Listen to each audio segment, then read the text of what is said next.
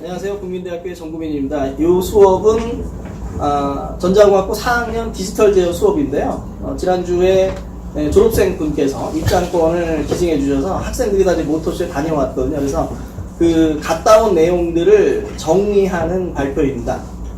그래서 4팀으로 나눴고요. 신차, 그 다음에 자율주행 및 에이다스, 그리고 인공지능, 헤드 유닛, 클러스터 파트가 하나 있고요. 전기차, 수소차 파트가 하나 있습니다. 발표를 한번 들어보도록 하겠습니다. 먼저 1조부터 발표를 듣도록 하겠습니다.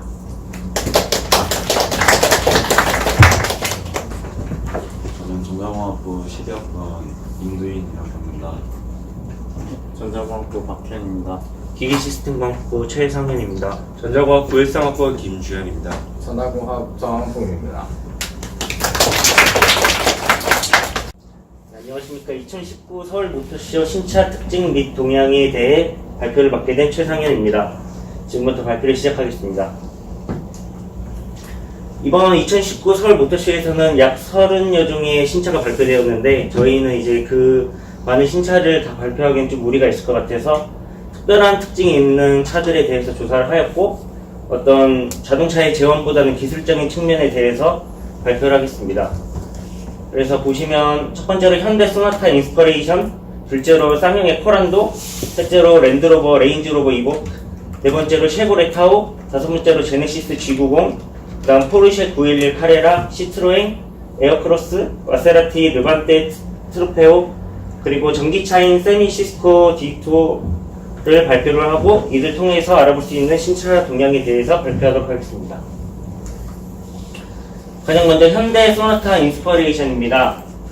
제 생각에 현대 소나타가 이번 2019 모터쇼에서 가장 큰 부스를 차지한 걸로 보이는데 아무래도 그만큼 많은 기술이 새로 탑재되었고 앞으로의 이제 행보가 많이 기대되는 차량인 것 같습니다.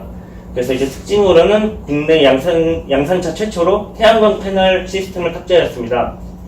태양광 패널 시스템이란 태양광이 루프에 탑재된 태양전지 셀 표면에 입사하면 전기에너지를 생성하고 제어기를 통해 알맞은 전압으로 변압되어 배터리에 저장되는 시스템입니다.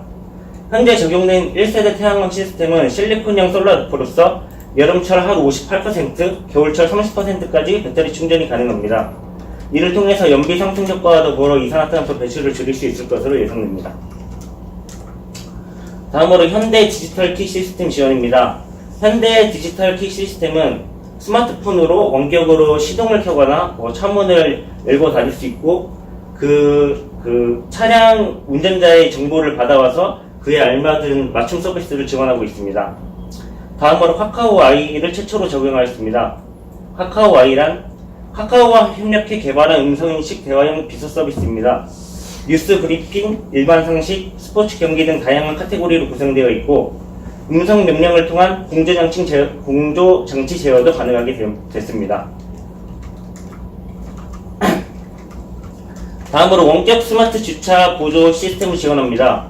원격 스마트 주차 보조라는 것은 이제 좁은 주차 공간에 주차를 하였을 경우 사람이 타고 내리는데 불편함을 겪게 되는데 그 부분을 보완하고자 사람이 운전자가 내린 다음에 그것을 원격으로 주차를 하는 서비스입니다. 한마디로 말해서 이제 RC카 같은 리모컨으로 이제 조종을 해서 차를 주차를 하는 걸로 이제 생각하실 수 있습니다.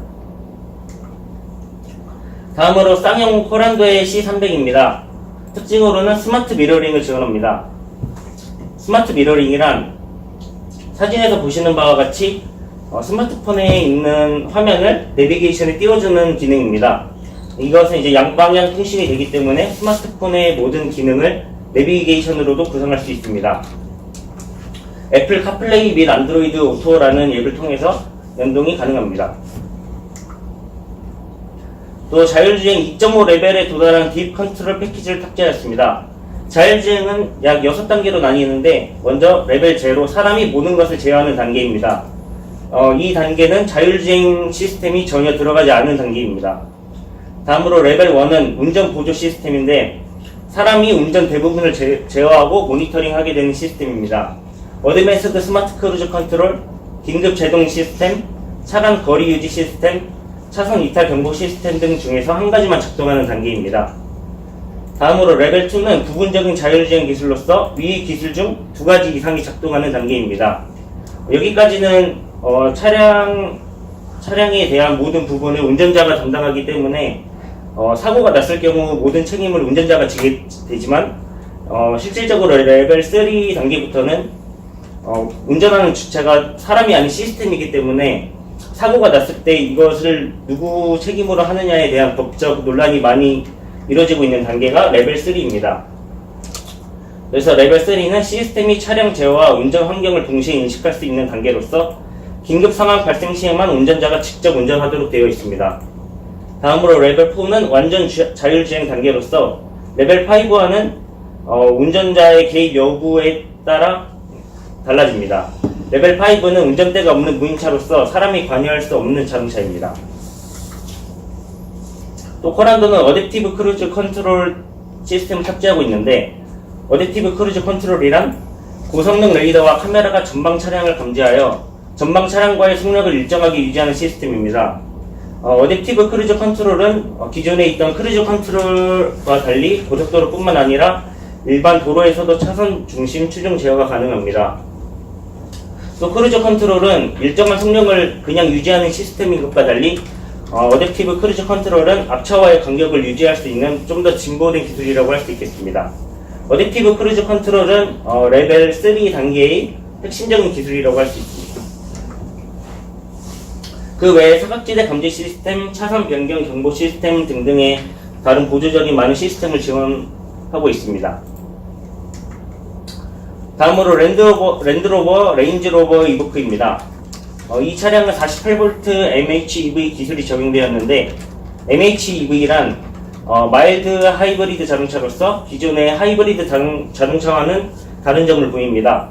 하이브리드 자동차는 구동 모터와 발전기 2개의 모터를 사용해서 일정 구간에서 모터가 엔진을 대신하는 차량인 반면에, 마일드 하이브리드 자동차는 하나의 모터가 엔진 보조 역할만 하는 자동차입니다.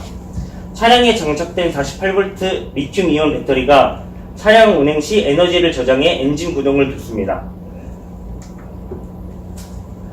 또 랜드로버의 레인지로버 이보크는 인컨트롤 랩을 지원합니다. 인컨트롤이라는 시스템은 앞서 말씀드렸던 스마트 미러링과 같은 유사한 기능인데, 레인지로버 이보크는 인컨트롤 랩이라는 자체적인 랩을 사용해서 연동하도록 되어 있습니다.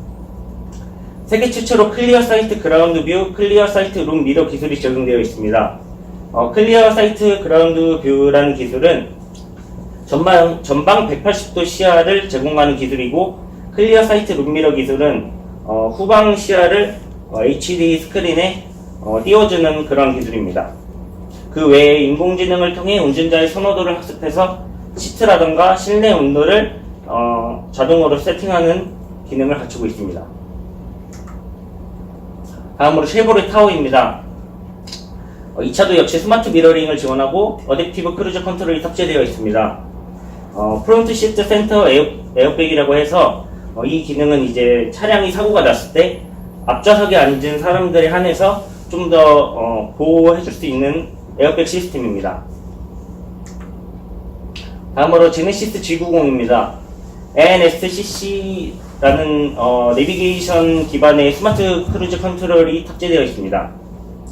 내비게이션 기반 스마트 크루즈 컨트롤은 기존 스마트 크루즈 컨트롤과 달리 내비게이션의 정보를 이용하는 것이 특징인데, 에이다스 지도에 주행 중인 도로의 제한속도와 도로 곡률 및 분기점 등의 정보가 담겨 있습니다. 이 정보를 활용해서 제한속도와 도로 곡률에 맞춰 자동으로 속도를 조절해주는 기능입니다.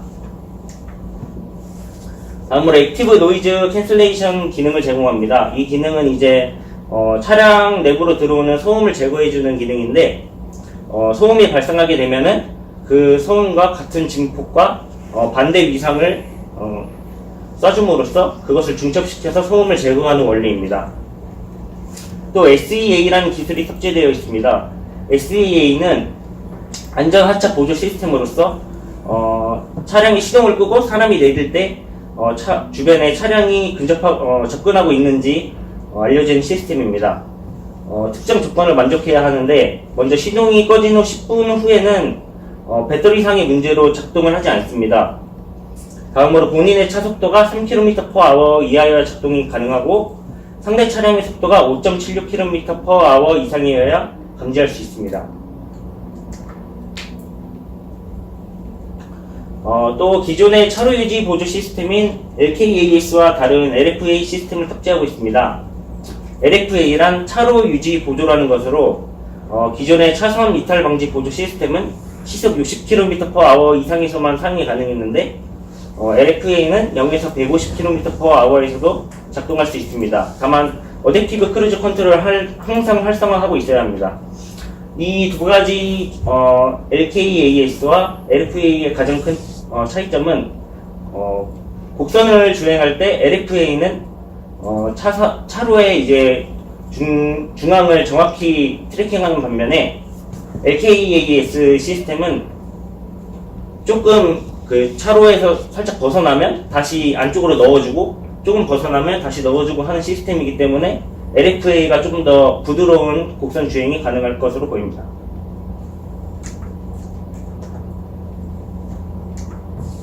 다음으로 포르쉐 911 카레라입니다. 새로 개발된 8단 듀얼 클러치 변속기가 장착되어 있습니다.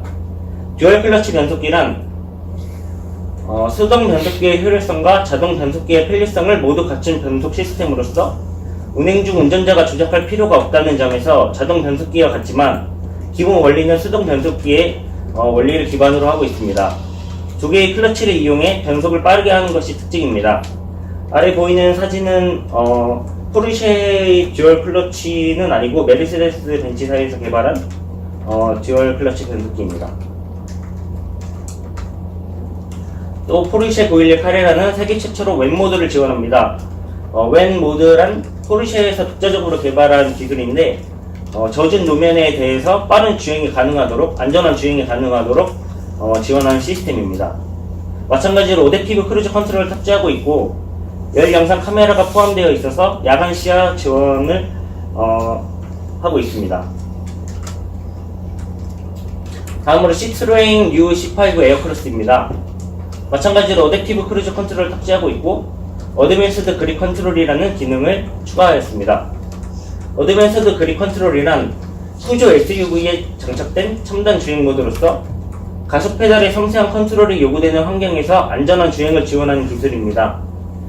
스탠다드, 스노우, 머드, 샌드, ESP 오프 등 총 5개로 구분이 되어 있고 여기서 ESP 오프라는 것은 운전자가 본인이 원하는 토크만큼 전달하는 동력이 전달하는 시스템인데 많이 숙련된 사람이 쓸 수 있는 기능이라고 합니다. 또 에어크로스는 스타뱅고라는 기술을 적용했는데 스타뱅고라는 기술은 차량이 잠시 멈췄을 때 시동을 끄고 다시 출발할 때 자동으로 시동을 켜주는 시스템입니다. 그 외에도 차선 이탈 방지, 사각지대 모니터링 등 여러 가지 주행 보조 시스템을 탑재하였습니다. 다음으로 마세라티 르만테 트로페오입니다. 이 차는 브랜드 역사상 최초로 Q4 사륜구동 시스템을 적용하였습니다. Q4 사륜구동 시스템은 정상 주행 시 연료 효율성을 위해 구동력을 후륜에만 전달하는데 급회전, 급가속, 날씨와 도로 상황에 따라서 전륜구동과 후륜구동의 비율을 0대 100에서 50대 50으로 빠르게 전환하는 기능입니다. 다음으로 기계식 차동 제한 장치를 적용하였습니다. 기계식 차동 제한 장치는 차동기의 단점을 보완한 장치로서 한쪽 바퀴가 미끄러지거나 헛돌고 있을 때 해당 바퀴에만 구동력이 쏠리지 않게 막아주고 좌우 바퀴에 같은 동력을 보내주는 장치입니다.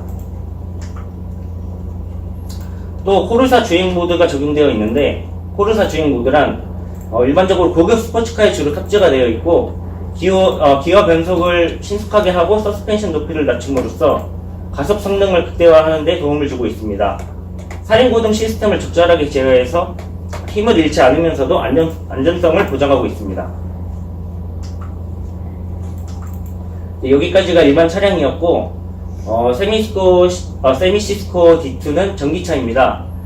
요번 모터쇼에서는 테슬라를 비롯한 전기차 브랜드가 약 7브랜드가 출품을 하였는데 세미시스코 D2를 한번 알아보겠습니다. 세미시스코 D2의 이제 D2 모델은 원래 중국의 전기차 2위 업계인 쯔더우라는 회사에서 개발을 했는데, 이거를 이제 한국으로 보급을 하면서 세미시스코라는 회사가 협력을 하게 됨으로써 국내에서는 세미시스코 D2라는 모델명으로 한국에 들어왔습니다. 그래서 간단한 지원을 알아보면 출고가가 2,200만 원이고 1회 주행거리 92.6km, 배터리 용량 17.3kW, 모터 15kW, 출력 15kW, 토크는 90Nm이고 배달 업계에서 주로 사용될 것이라고 합니다. 이를 통해서 알아본 신차 동향으로는 먼저 수소차, 전기차 등 친환경차 개발이 많이 되고 있다는 점입니다. 출품 차종 187종 중에 친환경차가 63종 출품이 되었고, 이는 약 34%가 됩니다. 작년 20%에 비해서 14%가 증가하였습니다. 다음으로 자율주행 기술이 레벨 2에서 레벨 3로 되는 단계입니다. 대부분의 신차가 레벨 2 기술을 탑재하였는데 일부 차에 한해서 레벨 3 기술이 일부 적용되어 있습니다. 또한 정보통신 기술이 적용된 커넥티드카 개발이 활발합니다. 애플사의 카플레이, 안드로이드의 오토 등을 통한 미러링 기술이나 아까 보셨던 카카오 Y와 같은 기술을 적용함으로써 다른 전자기기를 이제 차량과 연결하는 그러한 개발에 박차를 가하고 있습니다. 마지막으로 엔진 출력과 같은 하드웨어적인 부분보다 전자제어를 통해 사용자의 편의성 증진을 위한 연구가 활발하다는 것을 알 수 있었습니다. 이상입니다. 감사합니다.